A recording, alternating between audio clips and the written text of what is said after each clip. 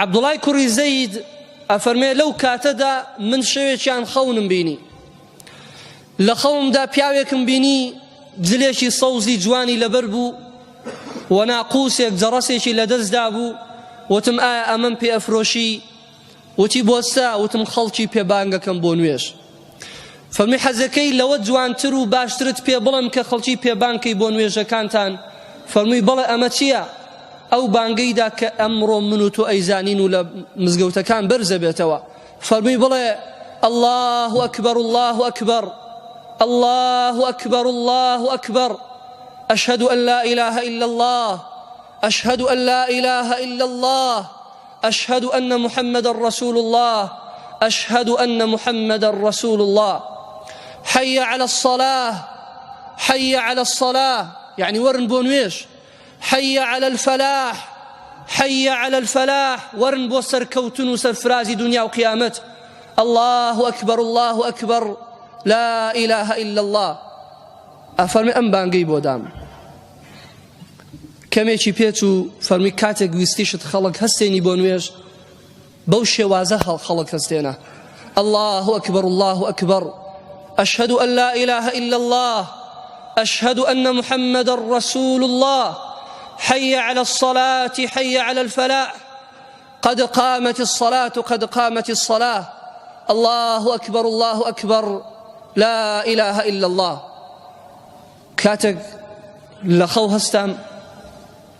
چون بولاي پیغمبر خوا عليه الصلاة والسلام خونكم بو جرايا فرموي إن هذه الرؤيا حق إن شاء الله ثم أمر بالتأذين فكان بلال مولى أبي بكر يؤذن بذلك فرموي خونكم بو پیغمبر جراوة عليه الصلاة والسلام فرموي أم خونة حق راست إن شاء الله پیغمبر خوا داني بيدانا بو بدين بومان دين چیە براکانم ئەوەیە کە پێمە صلی الله علیه وسلم بەقسە پێی فەرموو بین یان بەعەمەل کردبێتی و سەحابەکان لێیان بینی بێت و بۆمانیان جێڕا بێتەوە یان لە سەحابەی بینی بێ بە خەون بێ بە فعل بێ بە قسە بێ دانی پێدانا بێ بۆ ئێمە دینە سنەتی پێغەمبەرە صلی الله عليه وسلم بانگ لەو کاتەوە ئاوا بوو بە شەرع پێغەمبەری خوا یەکەم کە ئەمری پێکرد بیلالی حەبەشی بوو فەرمووی هەسە بەو شێوازە بانگ بدە لەو کاتە بوو بە دین و بوو بە شەعائیرێکی گەورەی ئیسلام بۆیە برا بەڕێزەکانم لە صحیحی بوخاری و مسلم داهاتووە حديث مالك كري حويريث پیغمبر خوا فرمي عليه الصلاة والسلام إذا حضرت الصلاة فليؤذن لكم أحدكم وليؤمكم أكبركم لرواية رات وأقرأكم لرواية رات وفرمي أعلمكم بكتاب الله كاتي نجهات فليؤذن لكم أحدكم أما أمر يكيق ليو بابانك بدات لمزقوتك لشوينك لدشتك لجيقايكن كاتي نجهات أبي يكيق لمسلمانان ونشخنان بانك بدا و ئەوەشتان لە هەمووتان گەورەترە عالمترە زاناترە بە قورئان با پێشنوێژیتان بۆ بکات و بێتە ئیمامتان کەواتە حکومەکەیمان زانی کە واجبە ئەبێ بانگ بدرێت پێغەمبەری خوا عەلەیهی سەڵات وسەلام بۆ هەموو نوێژێک بانگی داوە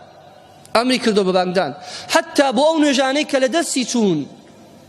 یەکێک لە غەزوەکان بەیانی خەویان لێکەوت درەنگ بە خەبەراتن نوێژەکە کاتەکەی ڕۆیشت بوو کاتی بانگ پیغمبری خوا علیه الصلاة والسلام امری کرد بە بانگ و قامەت و ئینجا نوێژی بەیانیان کرد لە غەزوەی خەندەق نوێژی نیوەڕۆ و عەسر و مەغریبیان لەبیر چوو لەبەر مەشغەڵەت و شەڕ و جەنگە گەورەکە